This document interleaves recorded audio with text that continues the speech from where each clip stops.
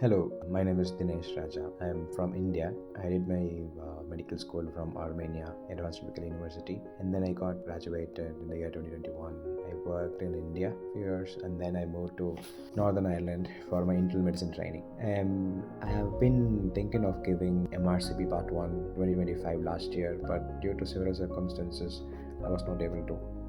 By the time I was only using Passmedicine because that was quite handy and everyone suggested me to use Passmedicine. And when I started, that was around September 2025. I slowly solved questions like 20 questions, 30 questions a day until December last year. And in Passmedicine, roughly I got 40 to 45% accuracy out of 3,000 questions I solved till December. And my life got really busy.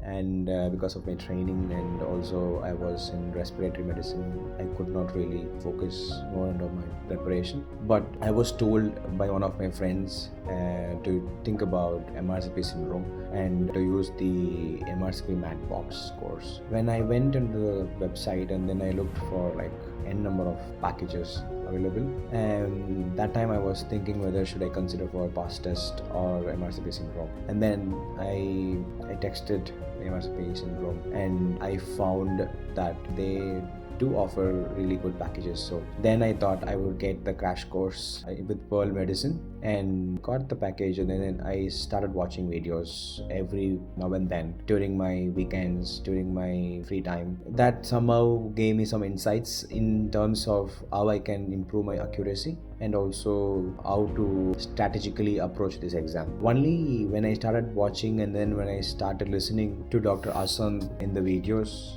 I really got the picture. Okay, I was doing something wrong, totally wrong all the time. I was just solving questions, trying to recall, which wasn't very efficient the way I was doing it in Passmedicine. Later, I made a plan. So I fixed, okay, I'm gonna give the part 1 in May, and I really thought I would stick to the videos and the lecture materials, also how to solve questions. For instance, like that was the biggest change, to read the last line of the question and to just read the options and then to go back to the question, read it from the first again. That really made a difference. And then onwards, the accuracy in past medicine slowly increased. It rose to 55%.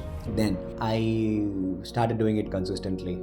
And when it was like just a month before my exam, I started solving past test questions. So I realized how helpful was this MRCP Syndrome lectures, the revision course, because the last minute revision course in the last 5 to 10 days that I did, oh my god, that was like literally top notch. Because all that in this exam is you need to really cram a few stuff, because it does test your medical school knowledge, which sometimes is really difficult to understand. And the mnemonics, the ways that Dr. Azan shares in the video lectures, how to retain it for quite some time, those are really crux of MRCP Syndrome itself.